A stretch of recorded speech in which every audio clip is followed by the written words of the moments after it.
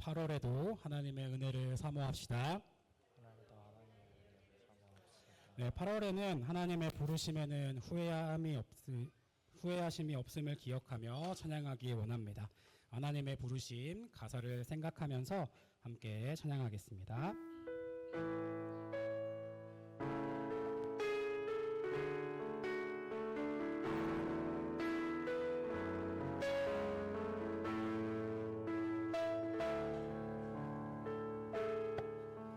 하나님의 부르심에는 후회하심이 없네. 내가 이 자리에 선 것도 주의 부르심이라. 하나님의 부르심에는 결코 실수가 나를 부르신 하나님의 신실하심을 믿네. 작은 나를 부르신 뜻을 나는 알 수 없지만 오직 감사와 주의 힘을 가리라. 때론 내가 어려져도 주님 나로 오시니 그게 믿으며 날 부르실게. 내 생을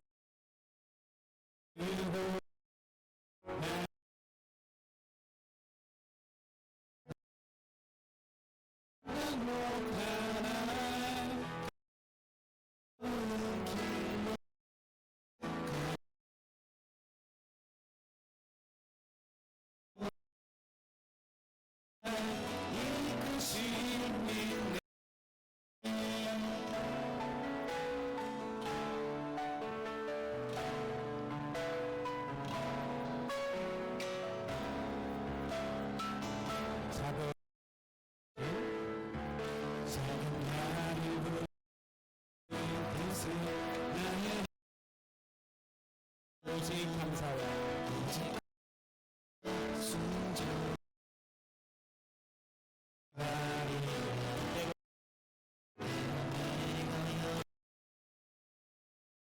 주님 부르시니 주님 나는 믿으며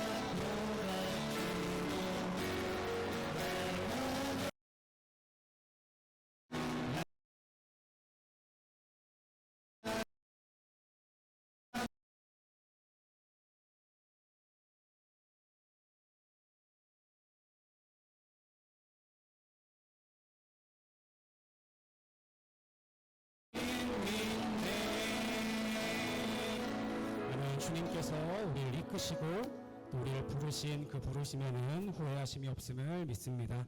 지금 더욱더 기쁨으로 찬양하며 나아갈 때 오늘의 우리에게 빛으로 임하시는 주님을 고백하며 나아가기 원합니다. 함께 박수치면서 찬양하겠습니다.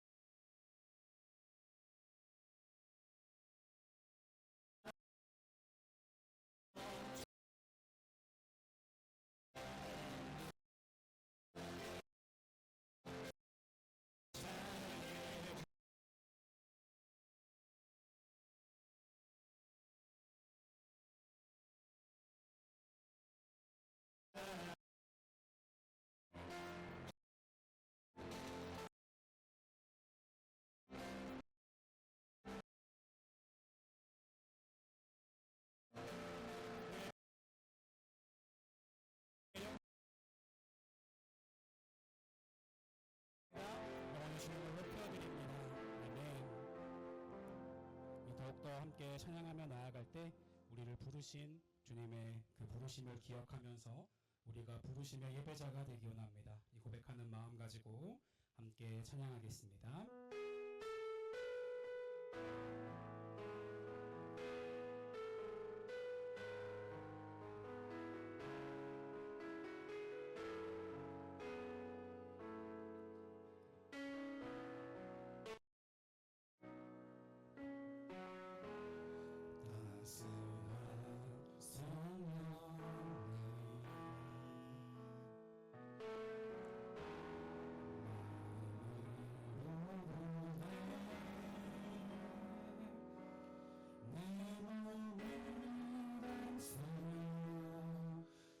곳에서 나는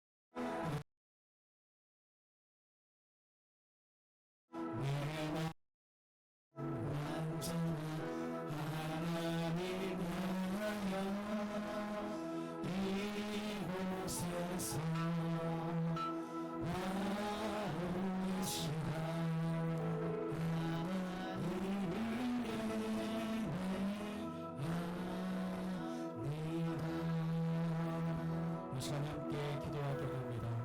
함께 기도할 때 주님, 우리가 오늘 이 시간에 주님께서 부르신 예배자임을 기억하게 하여 주시옵소서.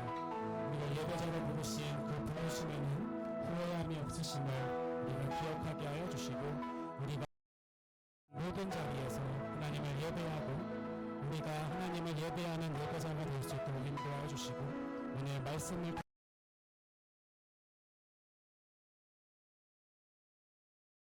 주님의 은혜를 사모하며 함께 기도함으로 나아가게 합니다. 함께 기도. 우리의 삶 가운데 주님의 사랑을 나아가 주시옵소서. 주옵소서.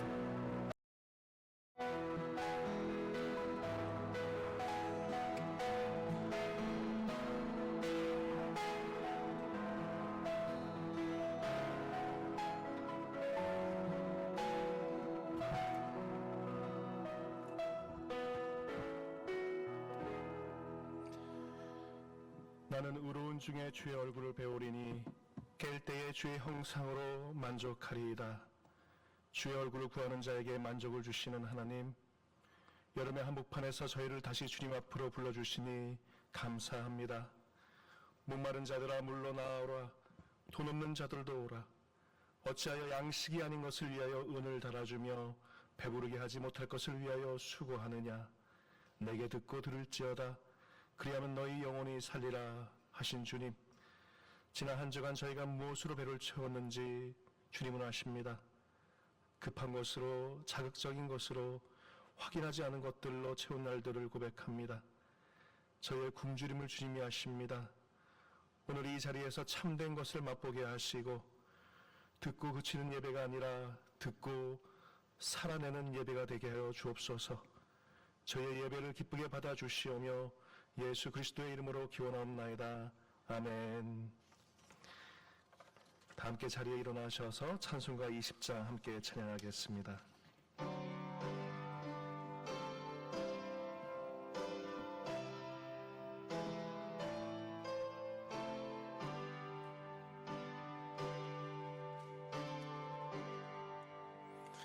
그 영광 중에 계신 주 맞춰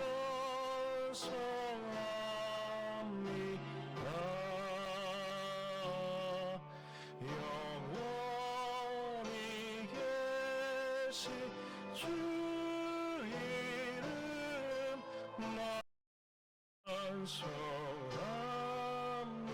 찬송합니다. 한없이 크신 능력을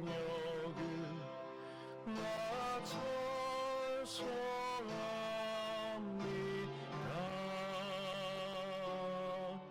참되고 미쁜 그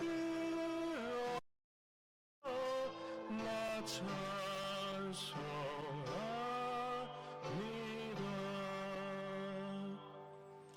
온 천지 찬송하시던 그 말씀이 있어 영원히 변치 않는 주 나 믿사옵니다.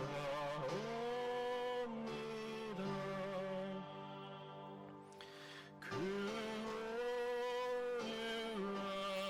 온유하신 춤성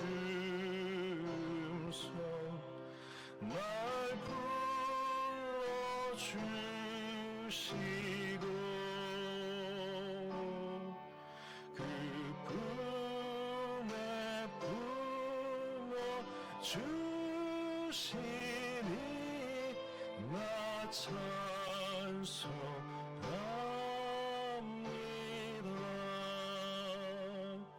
그 아멘. 교도문 11번 시편 17편을 함께 교독하겠습니다. 여호와여 의의 호소를 들으소서. 나의 울부짖음에 주의하소서.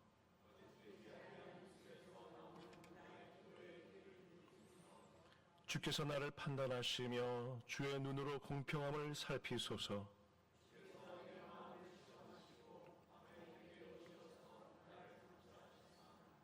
흠을 찾지 못하셨사오니 내가 결심하고 입으로 범죄하지 아니하리이다.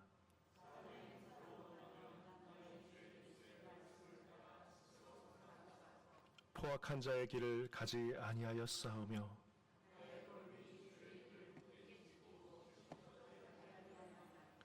하나님이여 내게 응답하시겠으므로 내가 불렀사오니 주께 피하는 자들을 그 일어나 치는 자들에게서 오른손으로 구원하시는 주여. 아멘. 이 시간 우리의 모든 연약함을 헤아려 주시는 주님께 하나님과 이웃을 향해 지었던 우리의 모든 죄를 고백하고 회개하며 침묵으로 기도하는 시간을 갖겠습니다.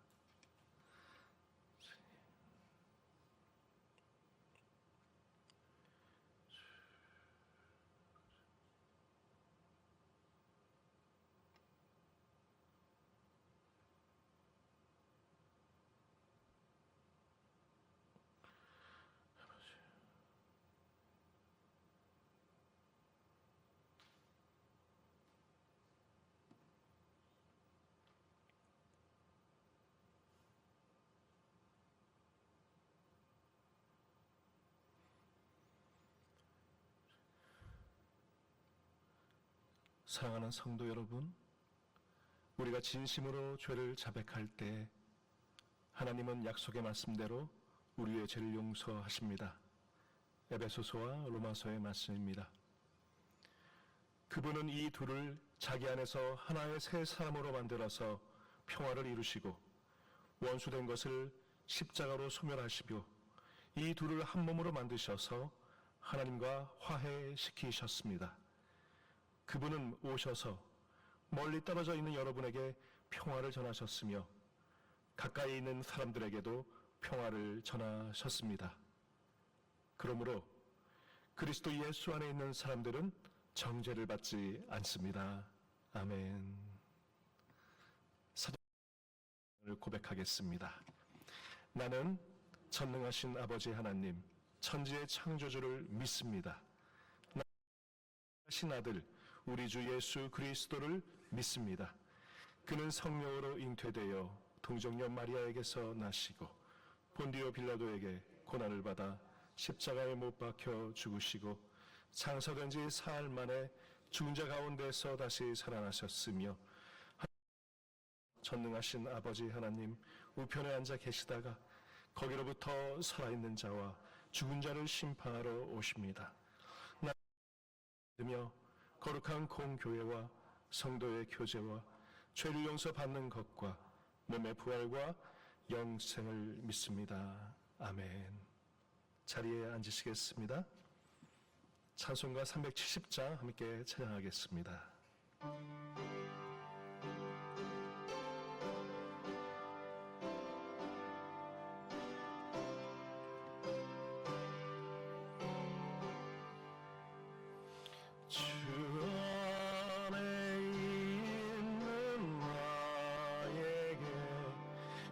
근심이 있으려 십자가 밑에 나가 내 짐을 풀었네. 주님을 찬송하면서 할렐루야 할렐루야 내 앞길 멀고 내 주님만 따라가리. 그 두려움이 변하여 내 기도 되었고, 전날의 안심 변하여 내 노래 되었네. 주님을 찬송하면서 할렐루야 할렐루야. 내 앞길 멀고 험해도 나 주님만 따라가리. 내 주는 자비하셔서 늘 함께 계시고, 내 궁핍함을 아시고 늘 채워주시네. 주님을 찬송하면서 할렐루야 할렐루야. 내 앞길 멀고 험해도 나 주님만 따라가리. 내 주와 맺은 언약은 영불변하시니,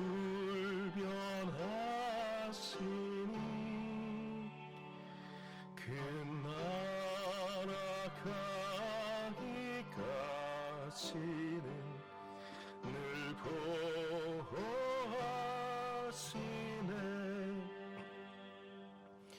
주님을 찬송하면서 할렐루야 할렐루야.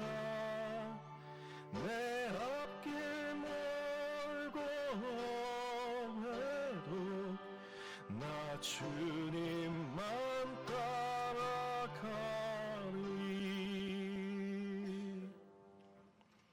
아멘. 최주원 청년 나와서 기도 인도해 주겠습니다.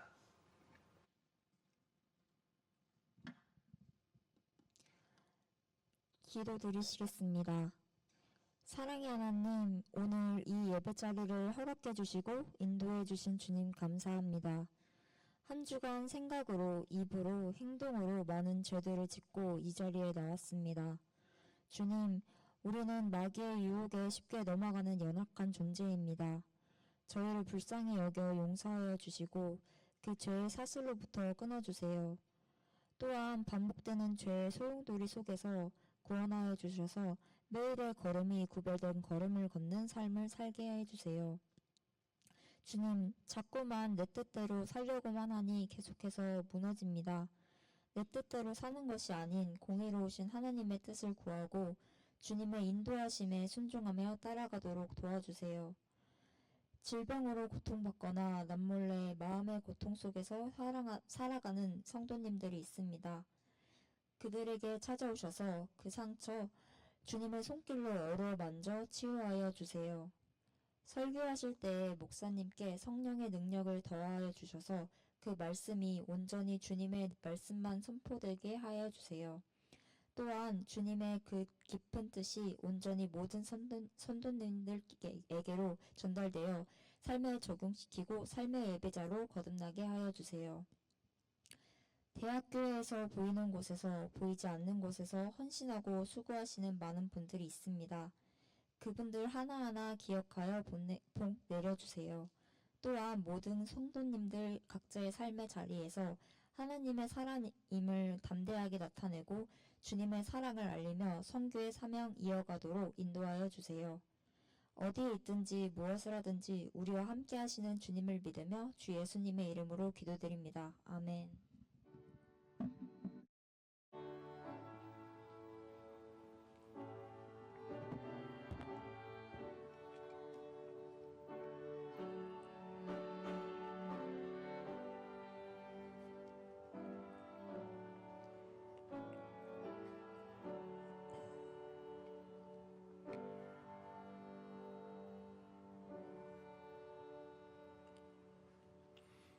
오늘 우리에게 주시는 말씀은 마태복음 7장 24절에서 27절까지의 말씀입니다.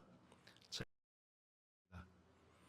그러므로 누구든지 나의 이 말을 듣고 행하는 자는 그 집을 반석 위에 지은 지혜로운 사람 같으리니 비가 내리고 창수가 나고 바람이 불어 그 집에 부딪히되 무너지지 아니하나니 이는 주추를 반석 위에 놓은 까닭이요 나의 이 말을 듣고 행하지 아니하는 자는 그 집을 모래 위에 지은 어리석은 사람 같으리니 비가 내리고 창수가 나고 바람이 불어 그 집에 부딪힘에 무너져 그 무너짐이 심하니라. 아멘. 주님의 말씀입니다. 아멘. 성가대의 찬양이 있겠습니다.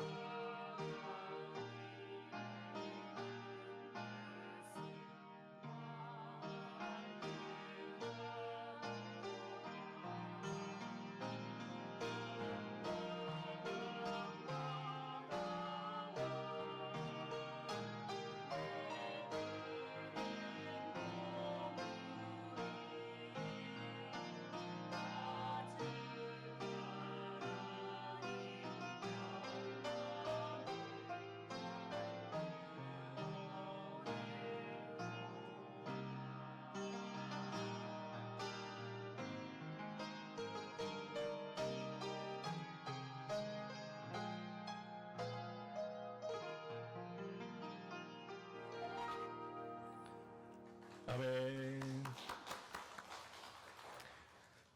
누가 이 성가대의 에이스들인지 오늘 이게 세 분만 남았는데도 그냥 딴 것보다도 이 어머니와 아들이 이 찬양하는 모습이 사실 제일 저는 감명이 깊었습니다. 예, 의도하진 않으셨는지 모르겠지만 저도 저렇게 좀 어머니와 함께 이 찬양할 기회가 있었으면 참 좋았겠다. 뭐 지금은 좀 못하세요. 치매도 있고 그러셔가지고 못하시는데 이렇게 할 수 있을 때 이게 기회를 잡아서 자꾸 찬양하시고 하셨으면 좋겠습니다. 그래서 이제 자녀가 있으시면 자녀와 함께 쓰셔도 되고 아니면 뭐 이렇게 가족과 함께 쓰셔도 좋을 것 같습니다. 그래서 이제 이 자리가 지금 세 분뿐만 아니라 좀 이렇게 차고 넘치게 가족들이 막 차고 넘치는 그런 성가대가 되기가 막 이렇게 눈에 이렇게 아른아른 거리는 것 같습니다. 예, 그래서 오늘 많이 은혜 받았습니다. 이 폭군의 셰프라는 드라마가 있었습니다. 저도 좋아할 정도니까 이 젊은 분들은 더 많이 좋아했을 것 같아요. 아주 이 전승에 따르면 연산군이 미식가였다고 합니다. 이 절대 미각을 가지고 있다는 그런 전승이 있습니다. 그래서 이제 이 연산군의 셰프로 이 소녀시대의 그 윤아가 나옵니다. 물론 윤아가 만들어주면 다 맛있겠죠. 그런데 여기서 윤아가 아주 이 미슐랭 셰프로 나와가지고 시대와 공간을 뛰어넘어서 이제 궁중 요리를 선보이기 시작합니다. 근데 여기서 이제 연산군이 한 입을 딱 베어물면 이 재료들이 막 공중에 막 돌아다니는 그런 리액션 장면이 나오는데 막 이 춤도 추고 화면 가득 보광도 날아오르고 이런 먹방의 그 판타지가 막 펼쳐지는 것이 아주 재밌게 보았습니다. 이제 설교를 준비하면서 이런 생각을 했습니다. 자, 오늘은 이런 화면이 잘 나올 거예요. 시꺼먼하면 왜? 저 보시라고. 이걸 딱 켜놓으면 여기만 보고 있습니다. 그래서 이거 딱 나오면 이제 저 보시면 됩니다. 자, 그래서 폭군의 셰프가 환타지라면 역사 속에 실제로 이 폭군의 셰프도 있지 않았을까? 그래서 찾았던 사람이 레오나르도 다빈치였습니다. 이 검색을 해보면 이런 얘기들이 나옵니다. 실제로 다빈치가 젊은 시절에 이 세 마리 달팽이라는 그 식당에서 일을 했었다. 거기서 주방장을 했다는 얘기가 있습니다. 그래서 나중에는 독립을 합니다. 독립을 할 때 이 보티첼리라고 하는 이 또 다른 화가가 있습니다. 이 둘이서 식당을 찾았다는 얘기가 있습니다. 그 이름을 바꿔가지고 세 마리 개구리. 실제로 개구리 요리가 메인이었다고 그래요. 근데 식당이 망했습니다. 왜 망했냐면 오늘날로 따지면 양보다 질이었어요. 실험적으로 이 맛있는 그 음식을 조금씩만 주다 보니까 피렌체는 그 당시에는 양보다 질이었는데, 질보다 양이었는데 사람들이 이거 가지고 어떻게 먹으라고 그러냐. 아주 불만이 많고 결국에는 이제 문을 닫게 되었다는 얘기가 있습니다. 그런데 제가 이제 예화를 쓸 때 반드시 하는 일이 하나 있어요. 예화의 그 원출처를 확인하는 것입니다. 그래서 그 확인을 좀 해봤습니다. 근데 이 이야기가 사실이 아니었습니다. 얘기를 들어보니까 1987년에 영국에서 레오나르도의 주방 노트라는 책이 출간이 됩니다.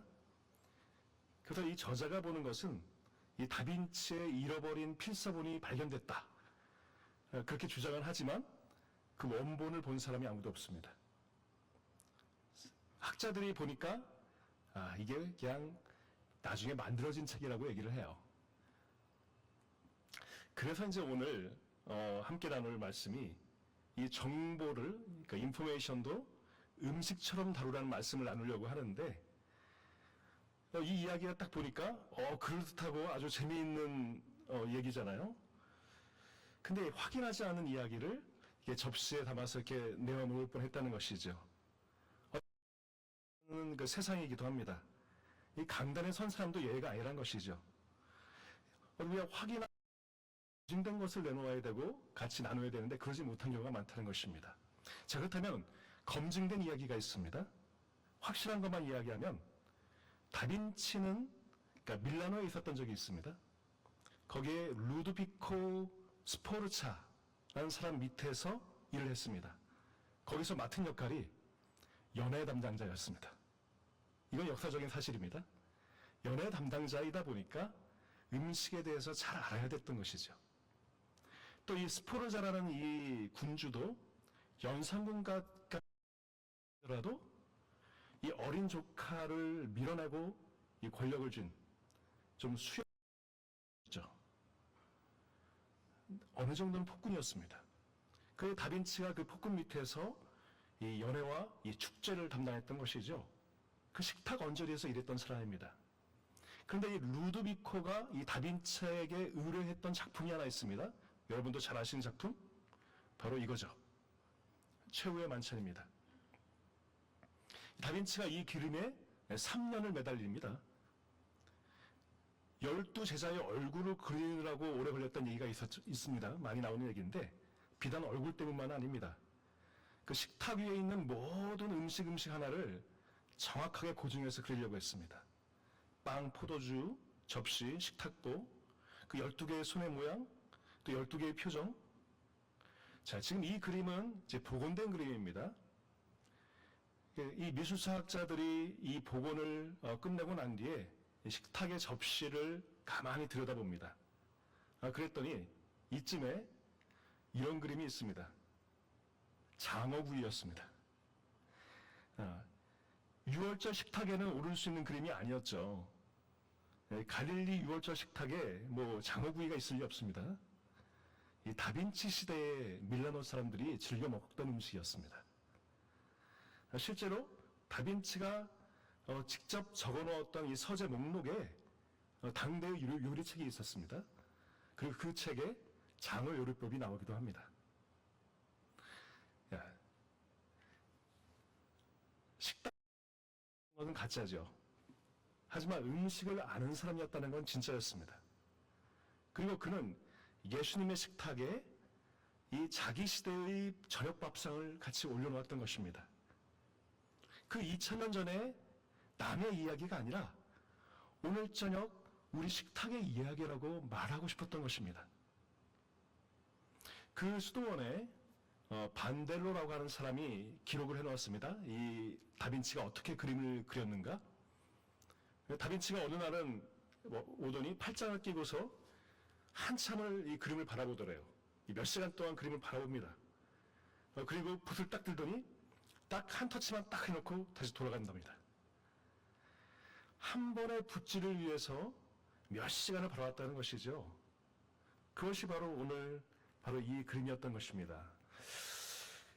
이 최후의 망차는 그 성전 같은 곳이 아닙니다. 수도원의 식당에 그려졌습니다. 수도사들이 밥을 먹다가 이 고개를 들면은 예수님의 식탁이 보이는 그런 자리였었죠. 일상의 식탁 위에 계시의 식탁이 겹쳐 있는 자리입니다.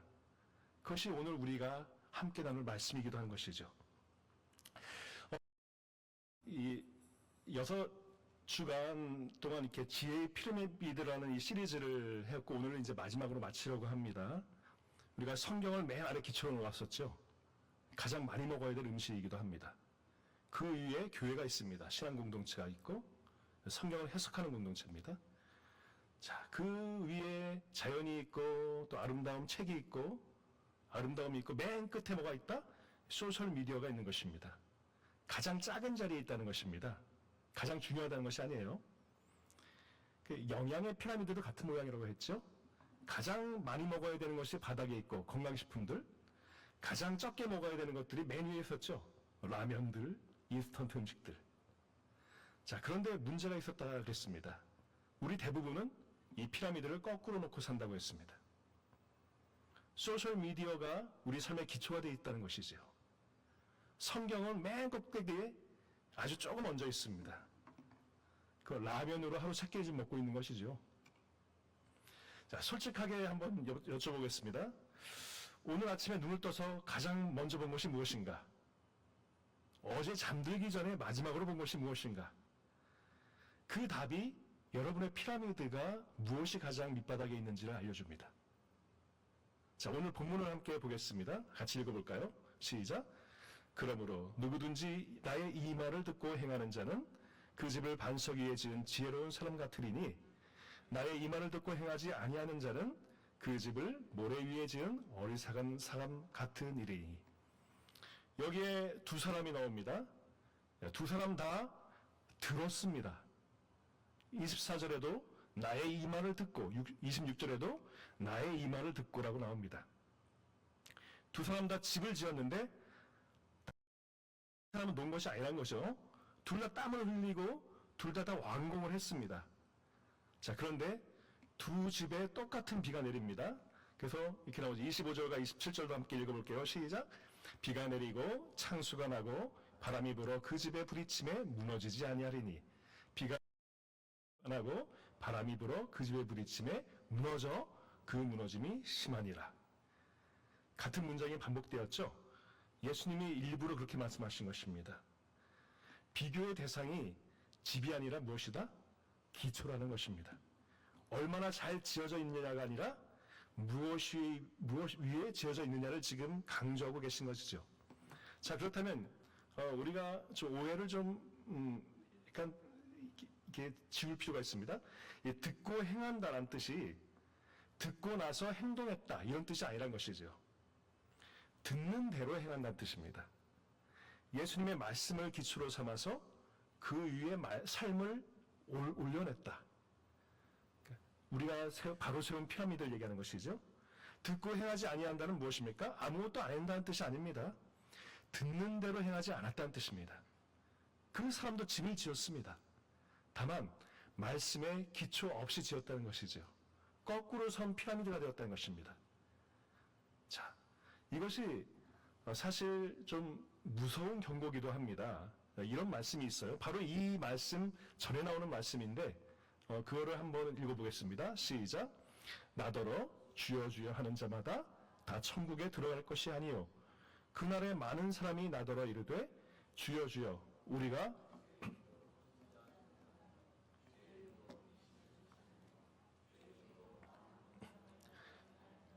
하리니 지금 이들은 무신론자가 아닙니다.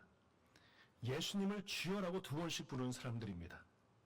예언을 했고 귀신을 쫓아냈고 권능을 행하기도 합니다. 어쩌면 이력서만 보면은 우리 중 누구보다 나을 수 있는 사람들입니다. 그런데 그들이 모래 위에 있었다고 이야기하는 것입니다. 교회 밖을 향하는 경고가 아니죠. 예배당 안에 앉아있는 저희를 향한 경고기도 합니다. 그래서 이 폭풍이 언제 온다고 얘기합니까? 여기 22절에 보면 그 날에라고 합니다.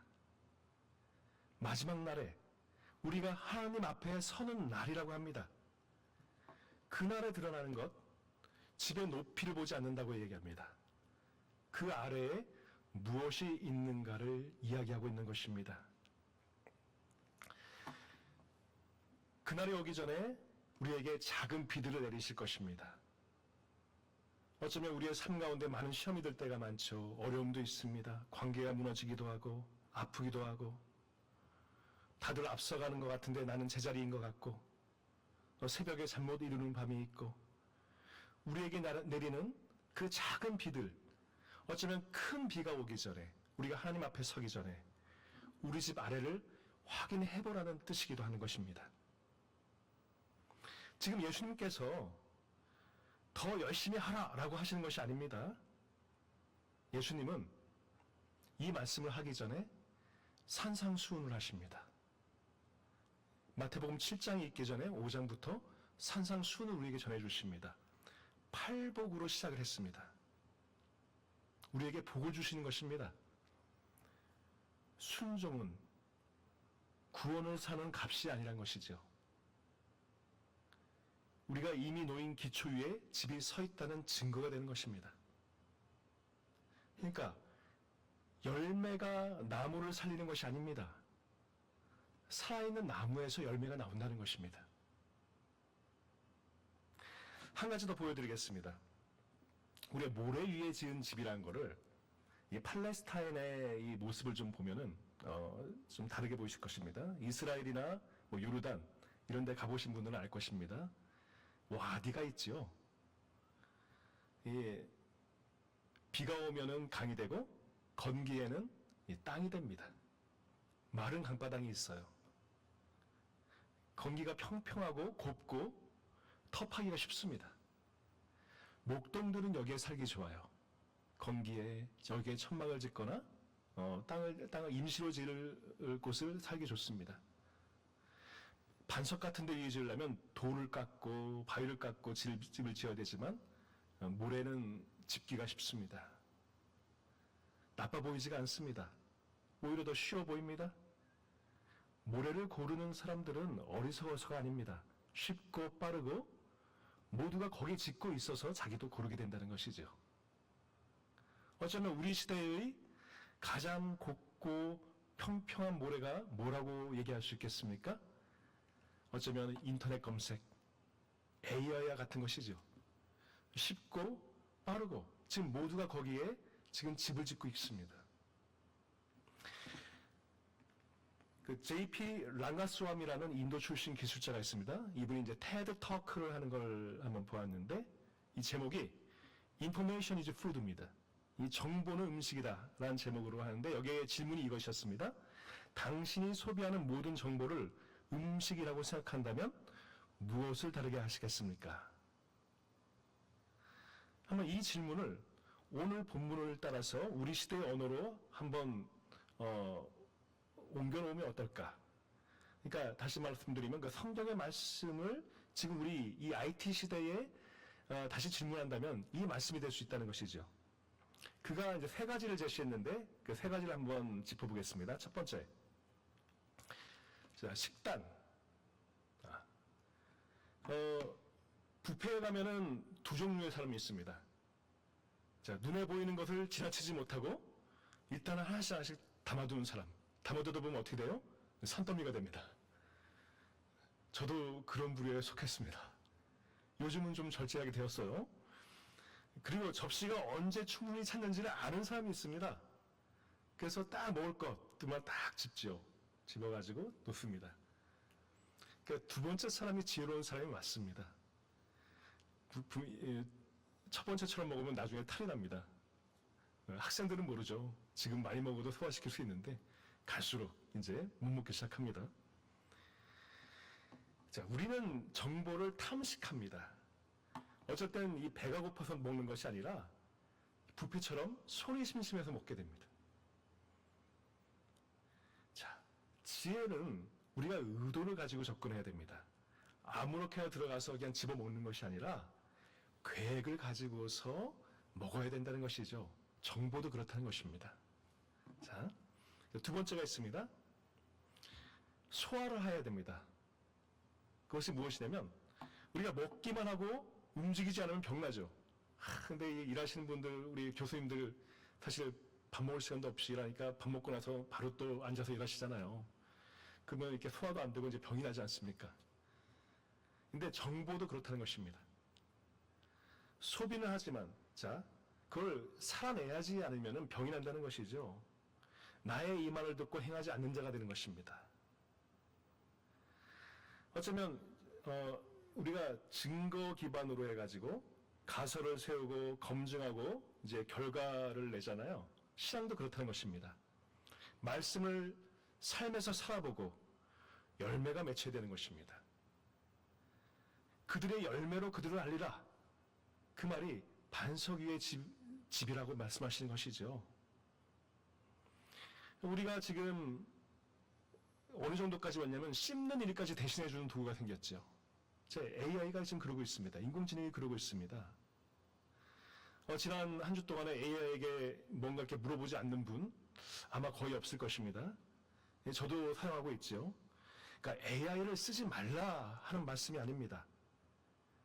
자, AI가 주는 것 미리 씹어놓은 음식이다 보니까 우리가 이 500페이지짜리를 어쩔 땐 10줄로 요약도 해주고 아주 유용한 것이기도 합니다. 근데 아이에게 이유식을 주는 이유가 있습니다. 왜? 이빨이 없잖아요. 아직 씹을 수가 없기 때문입니다. 이가 나면 이유식을 끊어야 되죠. 씹는 것이 곧 성장하는 것이기 때문입니다. 우리가 우리 소화시키는 것을 남이 해줄 수가 없습니다. 남이 대신 소화시키는 음식으로 내 근육이 붙지 않는다는 것입니다. 광야에서 하나님이 만나를 주실 때도 각 사람의 천막 앞으로 배달해 주시지 않으셨습니다. 매일 아침 나가서 각자 자기 손으로 거두어 드립니다. 거두는 수고가 곧 하나님과 나의 관계이기 때문입니다. 그래서 우리가 무엇을 위임할 것인가, 무엇을 절대 위임하지 않을 것인가를 물을 수 있어야 된다는 것이죠. 우리가 만약 이제 예를 들자면 어떤 숙제의, 과제의 어떤 형식을 다듬는다, 이런 건 위임할 수 있겠죠. 그러나 내가 무엇을 믿고 있는지, 무엇을 생각하는지 이걸 위임할 수 없다는 것입니다. 자료를 찾아주는 것은 위임할 수 있습니다. 그러나 우리가 하나님 앞에 혼자 앉아있는 시간을 위임할 수는 없습니다. 우리가 말씀 앞에서 무너지는 것은 그 무엇도 대신해 줄 수가 없다는 것입니다. 자, 세 번째는 라벨을 하는 것입니다. 자, 음식에 보면 이 라벨지가 붙어 있습니다. 어떤 영양 성분표가 있고 유통기한, 또 이 원산지가 이렇게 있지요. 그것을 보고서 어쩔 때는 이걸 먹어야 되나 말아야 되나를 결정할 수 있다는 것입니다. 우리가 정보에도 라벨을 붙여보는 것입니다. 출처를 확인해 보는 것입니다. 여러분들이 한 번쯤은 들어봤을 법한 예화를 한번 들어볼게요. 왜? 너무도 유명한 예화이기 때문입니다. 자, 어떤 한 의사가 이제 임신한 여성과 이제 상담을 하고 있습니다. 그래서 이렇게 얘기합니다. 당신의 남편은 매독 환자이고, 당신은 지금 결핵 환자입니다. 지금 이미 낳았던 네 자녀 중 첫째는 시각장애인이고, 둘째는 벌써 사망했고, 셋째는 지금 청각장애인이 되었습니다. 그리고 넷째가 결핵입니다. 지금 임신한 다섯째, 나으시겠습니까? 낙태하시겠습니까? 여성이 그 말 듣자 낙태하겠다고 이야기합니다. 그때 의사가 말합니다. 야, 축하합니다. 당신은 방금 베토벤을 죽였습니다. 자, 베토벤이 그런 가정에서 자랐구나 라는 예화죠. 이 굉장히 유명한 예화입니다. 수십 년 동안 이 강단에서 많이 사용했던 예화기도 하고, 이 소셜 미디어에도 많이 있고, 소책자 같은 데서도 많이 돌았던 예화입니다. 우리나라뿐만 아니라 미국에서도 그랬어요. 그런데 사실이 아닙니다. 베토벤은 사실 그 살아남았던 형제 중에 맞이었죠. 그리고 이야기 속에 그 내용들은 애초에 존재하지도 않았습니다. 그 어머니가 결핵으로 아팠던 건 사실입니다. 근데 세상을 떠난 건 베토벤이 16살 때였습니다. 이 이야기 전체가 만들어진 이야기죠. 이 이야기를 베토벤 궤변이라고 부릅니다. 널리 알려진 계기가 리차드 도킨스 때문입니다. 그게 만들어진 시이라는 책에서 교회가 얼마나 손쉽게 거짓 정보를 퍼뜨리고 있는지를 비판하는 내용이었던 것이죠.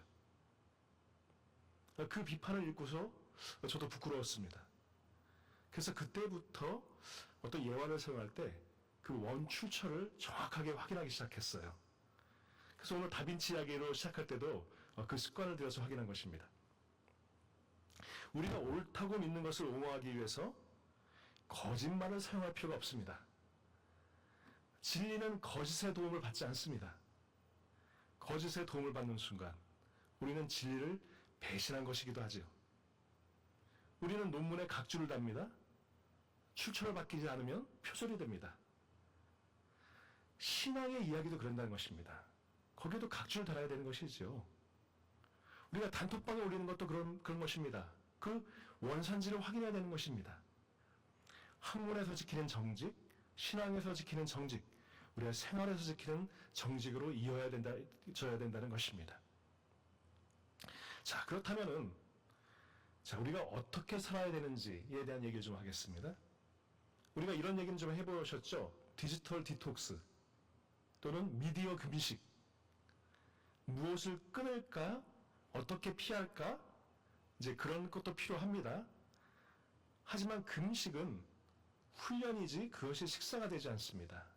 그것을 우리가 살 수는 없어요. 언젠가는 다시 먹어야 되고, 문제는 그때 무엇을 어떻게 먹어야 되느냐가 중요하다는 것입니다. 그래서 오늘 이걸 저는 미디어 미식이라고 부릅니다. 오늘 설교 제목이기도 하죠. 또 그런 책도 나와 있습니다. 미식가처럼 정보를 먹자는 것입니다. 천천히 음미하고 그 재료와 출처를 확인하고 만든 사람의 의도를 살피고 또 균형을 평가해보고 진짜와 가짜를 분별하는 것이죠. 그래서 여기서 5가지 습관을 한번 나누겠습니다. 첫 번째, 목적을 가지고 들어가는 겁니다. 자, 미식가는 아무 식당이나 들어가지 않습니다. 무엇을 먹을지 결정하고 문을 엽니다. 정보도 마찬가지입니다. 계획 없이 스크롤을 하지 말라는 것이죠. 배가 고프지도 않은데 길거리 음식을 계속 집어먹는 것과 같다는 것입니다. 배는 부르지 않고 속만 더부룩하게 된다는 것이죠.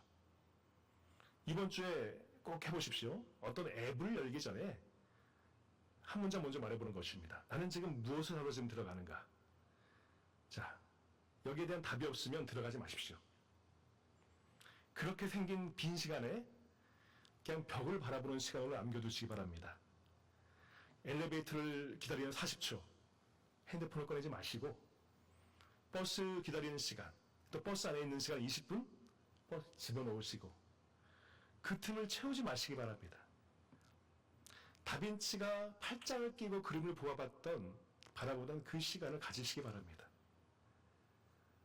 바라보는 시간이 없으면 그 한 번의 붓질도 없다는 것입니다. 우리의 영혼도 바라보는 시간이 필요합니다. 쉬는 시간이 필요합니다. 두 번째로 양보다 질입니다. 자, 미식가는 뷔페에서 접시를 막 산더미처럼 쌓아두지 않습니다. 적게 먹어도 최고의 재료로 만든 것을 고를 줄 압니다. 정보도 그렇게 고르시란 겁니다. 내 삶에 크게 기여하는 그 소수의 것에 시간을 쓰고 나머지는 포기해버리는 것입니다. 그래서 이 한 가지씩 한번 권해봅니다. 한 달에 어떤 나에게 유용한 팟캐스트 하나, 책 한 권, 어떤 잘 만들어진 영상 하나, 대신 검증된 것으로 또는 신뢰할 만한 사람과 어떤 추천, 이런 것들을 거친 것, 이런 것들을 선정해 보는 것입니다. 그런 것들을 읽어보시기 바랍니다. 자, 그리고 세 번째, 속도를 늦추십시오.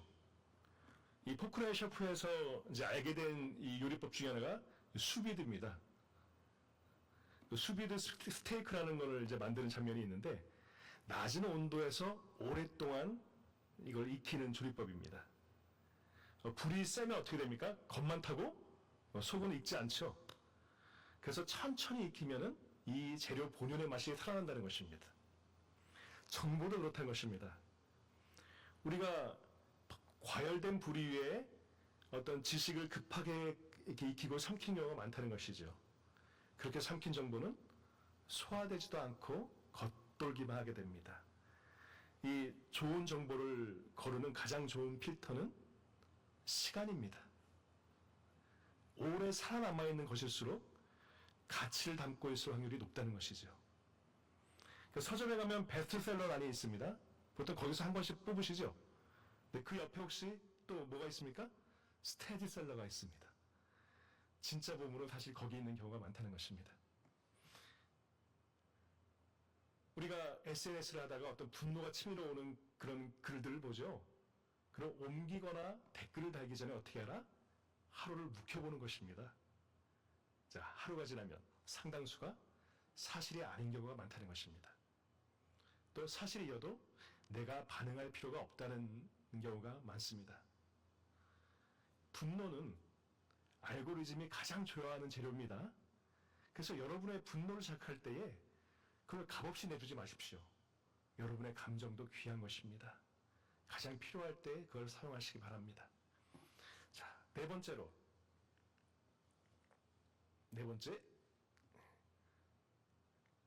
속도를 늦추라고 하니까 여기서 늦어지게 됩니다. 네 번째를 천천히 넘겨주시기 바랍니다. 한 장만.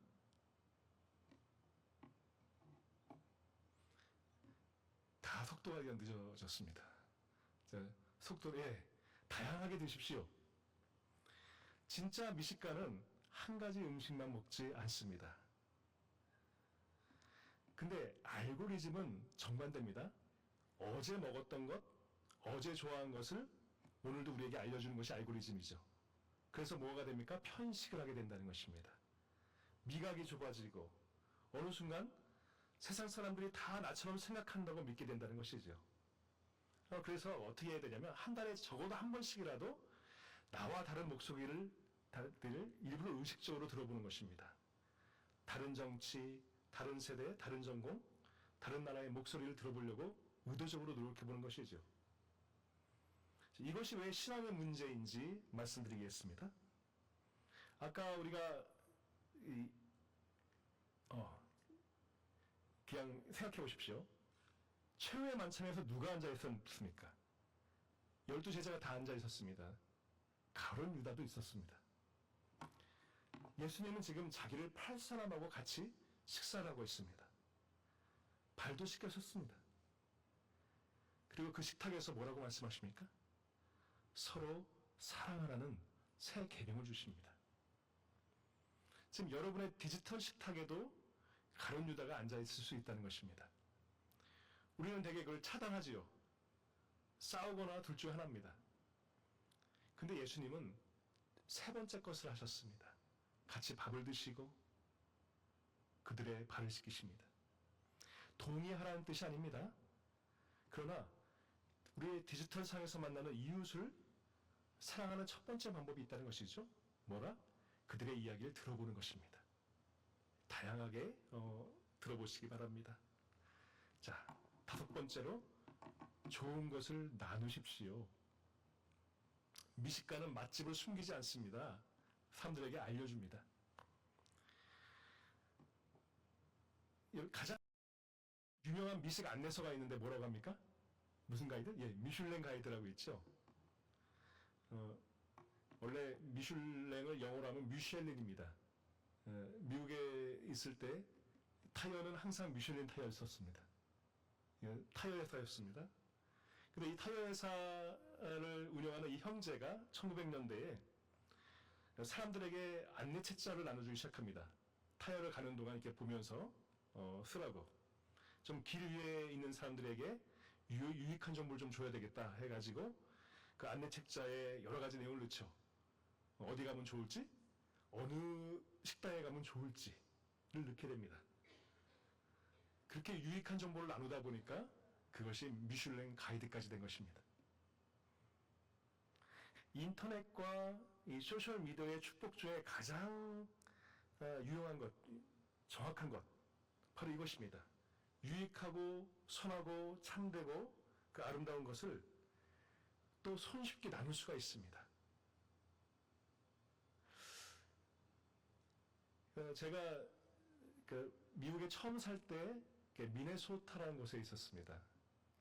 미네아폴리스 세인트 폴리 트윈시대에 살았는데 거기에서 어떤 유명한 목사님이 거기 계셨어요. 아니 이분이 여기 계셨나? 하고 좀 깜짝 놀랐습니다. 아시는 분도 있을 텐데 존 파이퍼 목사님이었어요. 그분이 하시는 교회 베들레헴 처치가 그 미네아폴리스에 있었습니다. 그러다 보니까 자주 갈 수 있었죠. 그 당시에는 좀 이렇게 그 도시에 살아야지만 좀 가까이서 들을 수 있고 그 목회하는 걸 내용을 좀 알 수 있었는데 그분이 이제 제가 다니는 그 시기에 은퇴를 하셨습니다. 자, 그런데 그때 들지 못했던 설교를 지금은 다 들을 수 있게 되었죠. 그분의 홈페이지에 가면은 그동안 했던 모든 설교가 다 있습니다. 어디서나 누구든지 다 들을 수 있도록 해놨습니다. 그리고 이 복음과 도시라는 사이트가 있습니다. 거기에 가면은 어떤 존 파이퍼, 어떤 팀 켈러, 이 돈 칼슨 이런 분들의 강연과 그 설교가 세계 각지의 말로 번역이 돼서 지금 올라와 있습니다. 다 들을 수가 있습니다. 좋은 것이 이제는 국경과 시간을 넘어가게 되었다는 것이죠. 오늘 저녁 우리가 딱 한번 해봐야 될 것이 있습니다. 우리가 매일 들여다보는 그 단톡방, 그 피드에서 한번 좋은 것을 퍼뜨려 보십시오. 누군가를 좀 실명으로 칭찬해 보는 것입니다. 분노보다 찬양할 줄 알고 비판보다 격려를 할 줄만 하면 더 그걸 퍼뜨리려고 노력을 한다면 어느 순간에 우리가 그 미디어 공간들을 정화하는 사람이 되어 있을 것입니다. 말씀을 이제 마치려고 합니다. 다빈치의 초의 만찬이 그려진 곳입니다. 캔버스에 그린 그림도 성전에 그린 그림이 아니죠. 벽화이고 그리고 수도원 이 식당에 그려진 그림입니다. 그리고 이 그림의 이름을 우리가 보통 최후의 만찬이라고 부르죠. 근데 다빈치는 거기다가 일 체나콜로라고 지었습니다. 체나콜로는 이 저녁 식사를 하는 곳이라는 뜻입니다. 저녁 식사를 하는 방, 그 식당을 의미하죠. 이 단어에 내력이 있습니다. 물론 라틴어 성경에서 예수님과 마지막 만찬을 하던 그곳, 그 다락방을 체나쿨룸이라고 불렀기 때문이기도 합니다. 수도사들이 매일 밥을 먹으러 이곳에 들어오게 됩니다. 그리고 이 체나콜로에서 고개를 들면 예수님의 식탁에 보이는 그 2000년 전의 체나콜로를 또 보게 되는 것이죠. 말씀과 음식이 만나는 곳입니다. 일상과 계시가 만나는 곳입니다. 우리의 디지털 식탁도 이런 자리라는 것입니다. 일상이면서 영적인 전쟁터이기도 한 것입니다.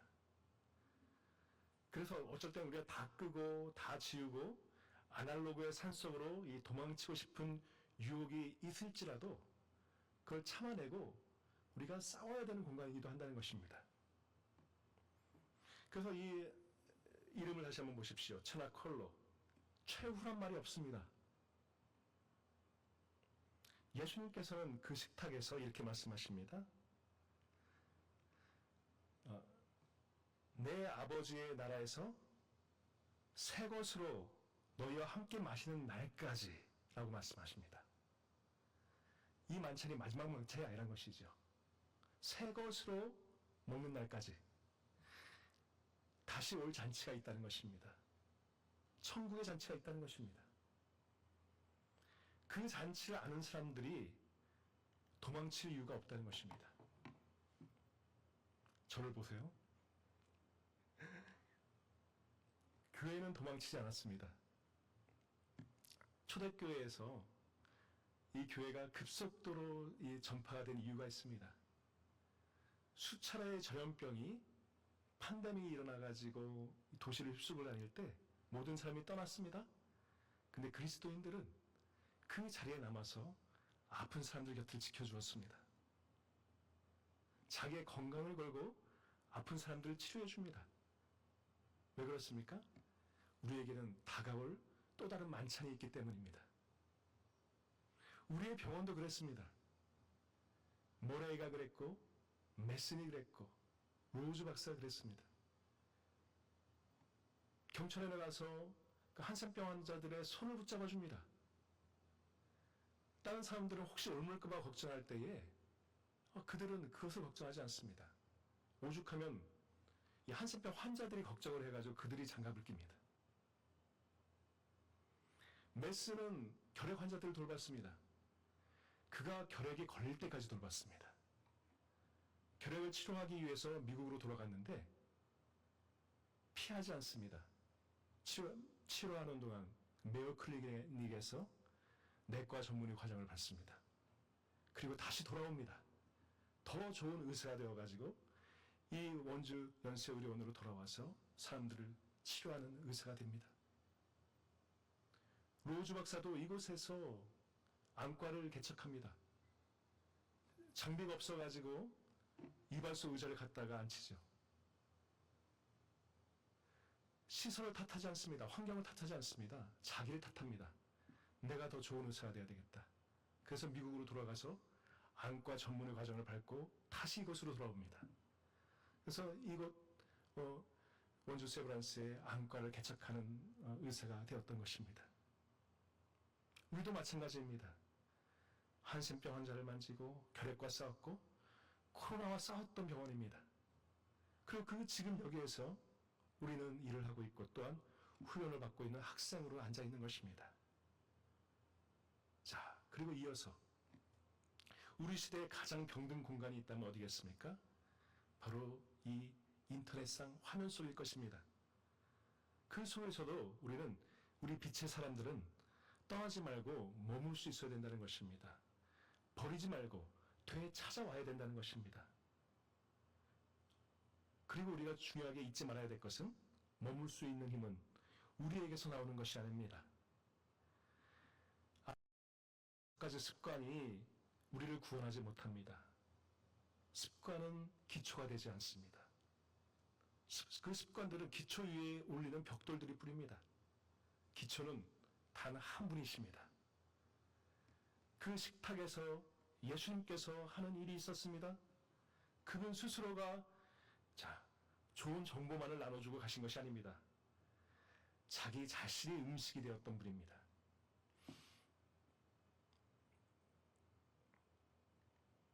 거기에서 내가 곧 생명의 떡이니 내게 오는 자는 결코 줄이지 아니할 터이라고 말씀하십니다. 말씀이 육신이 되었습니다. 육신이 되셨다는 것은 먹을 수 있게 되었다는 것이죠. 우리가 씹고 삼켜서 우리의 일부가 되도록 하십니다. 하나님께서 자기를 그렇게 우리에게 내주셨습니다. 자, 그 떡을 먹은 사람들이 다른 음식을 분별할 수 있습니다. 가장 귀한 음식을 먹었던 사람들이 진짜를 맛보았기 때문에 진짜를 맛본 혀는 가짜를 알아본다는 것입니다. 우리들의 피라미드를 바로 세우기를 축원합니다. 바닥에 말씀을 놓으십시오. 그 위에 공동체, 교회를, 그리고 자연을, 책을, 아름다움을 쌓으시기 바랍니다. 가장 꼭대기 그 좁은 공간에 우리 그 화면 SNS를 두시기 바랍니다. 어쩌면 영적인 콜레스테롤, MSG가 가득한 시대입니다. 그러나 이 시대 한복판에서, 그리고 온라인 공간에서도 맛있으면서도 동시에 영양가 있는 식탁을 차리고 또 나눠주는 그러한 지혜의 사람이 되시길 축원합니다. 기도하겠습니다. 하나님, 감사합니다. 정보의 광야에서 길을 잃은 우리에게 말씀의 샘을 가르쳐 주시니 감사합니다. 거꾸로 세웠던 우리의 피라미드를 바로 세우게 하시고 모래가 아닌 반석 위에 집을 짓게 하옵소서. 참된 것을 구별하게 하시고 진리를 옹호한다는 이름으로 거짓을 옮기는 일이 없게 하여 주옵소서. 디지털 식탁에서 주님의 임재를 겸하게 하시고 서두른 세상 속에서 천천히 음미하는 미식의 지혜를 허락하여 주옵소서. 그리하여 어둠이 짙은 곳에서 더욱 빛나고 병든 공간에서 치유를 흘러보내는 그리스도의 향기가 되게 하여 주옵소서. 우리를 위해서 그 몸을 떡으로 내어주신 예수 그리스도의 이름으로 기도드립니다. 아멘.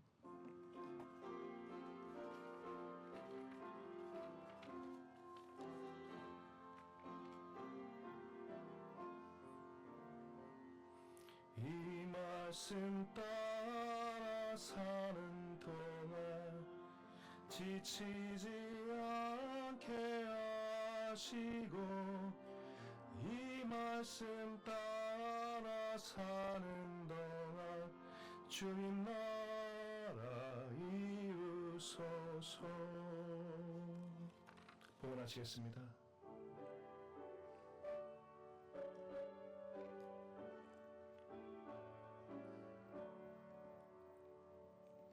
내게 있는 모든 것을 아낌없이 드리네.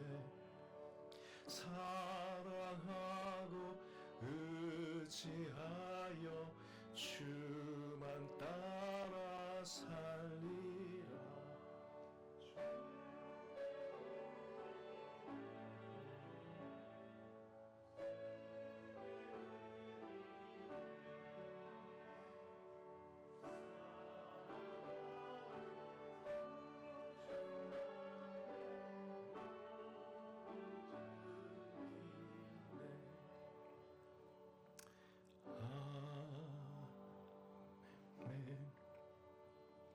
기도하겠습니다. 모든 좋은 것의 근원이 되시는 하나님, 저희의 예물을 주님 앞에 올려드립니다.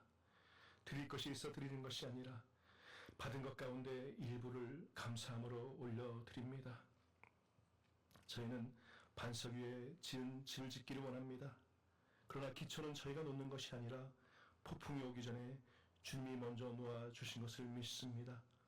저희가 드리는 이 예물, 그 반석 위에 올려놓는 작은 벽돌이 되게 하여 주옵소서. 주님 받아주시고 주님의 집을 세우는 일에 힘쓰게 하옵소서. 주님, 저희가 방금 씹고 삼키는 일을 남에게 맡길 수 없다는 그 말씀을 들었듯이 주님께 드리는 일도 그렇습니다. 대신 드릴 수 있는 사람이 없어서 각자의 손으로 각자의 몫을 여기 주님 앞에 바칩니다. 이 예물을 통해서 복음이 흘러가게 하시고 후원하는 선교사님들, 선교지, 국내 여러 기관 가운데 주님의 손길이 머물게 하옵소서. 이 병원과 학교에서 생명을 돌보며 가르치고 배우는 교수님과 의료진들, 학생들을 기억하여 주시고 병상의 누이들과 두려움 가운데 밤을 새우는 이들, 사랑하는 이를 떠나보내고 슬픔 중에 있는 가족들 주님 긍휼히 여겨 주옵소서. 또 방학과 휴가로 잠시 흩어져 있는 학생들과 교우 가정들 그곳에서도 주님 지켜 주시옵소서.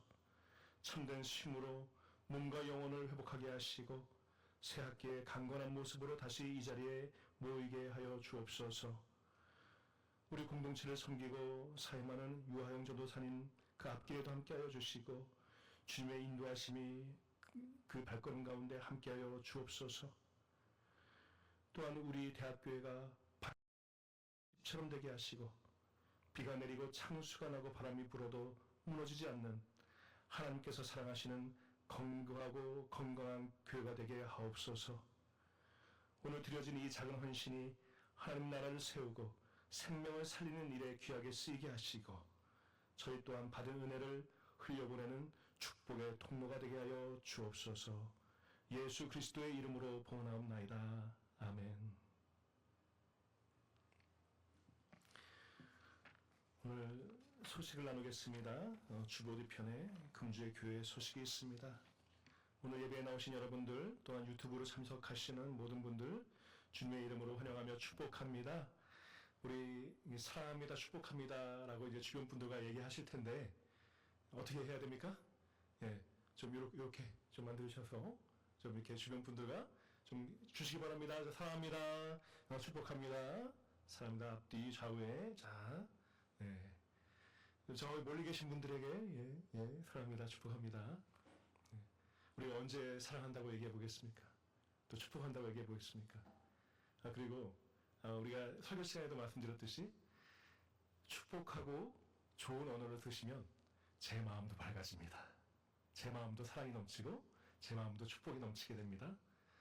그렇게 많이 사용해 보시기 바랍니다. 오늘 예배 후에 8월 생일자 축하가 있습니다. 모든 축하드리고 함께 자리해 주셔서 함께 축하해 주시기 바랍니다. 오늘 예배 후에 또 205에서 8월 정기 운영위원회가 있습니다. 운영위원들 참석해 주시기 바랍니다. 또 유하영 전도사님께서 7월 끝으로 사임하시게 되었습니다. 앞으로 가시는 길에 하나님의 인도하심이 함께 하시기를 같이 축복해하며 기도해 주시기 바랍니다. 그 외에 여러 가지 기도 제목은 이 주보를 참고해 주시기 바랍니다. 이제 모두 자리에서 일어나셔서 파송의 말씀을 나누겠습니다. 예수 그리스도 안에서 새 생명을 얻은 여러분에게 권고합니다. 게으른 사람들을 훈계하고 소심한 사람들을 격려하며 약한 사람들을 붙들어주고 모든 사람들을 인내로 대하십시오. 여러분 중에서는 악을 악으로 갚는 사람이 하나도 없도록 하고 언제나 남에게 선을 행하도록 힘 쓰십시오. 항상 기뻐하십시오. 늘 기도하십시오. 어떤 처지에서든지 감사하십시오. 이것이 그리스도 예수를 통해서 여러분에게 보여주신 하나님의 뜻입니다. 아멘.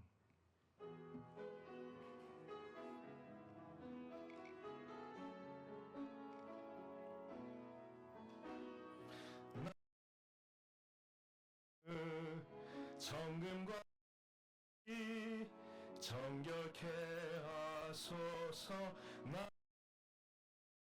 나음은 정금과 같이 하오. 내 영에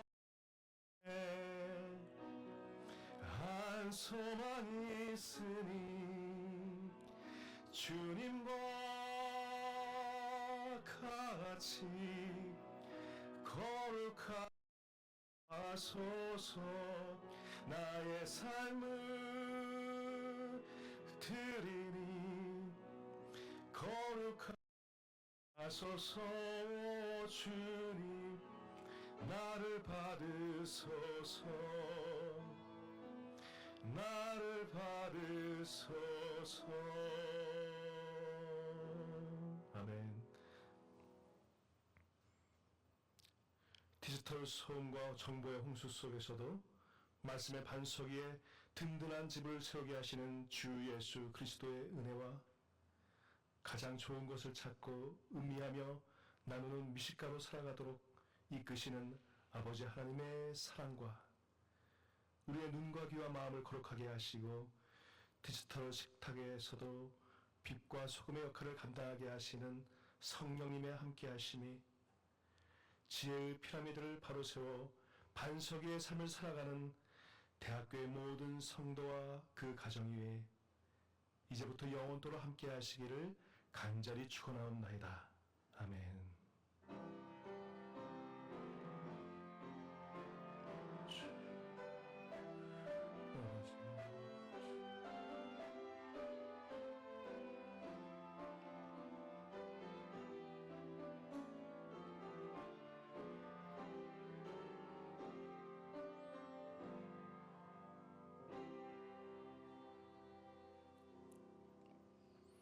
예배를 마칩니다. 우리 친교 모임 하겠습니다.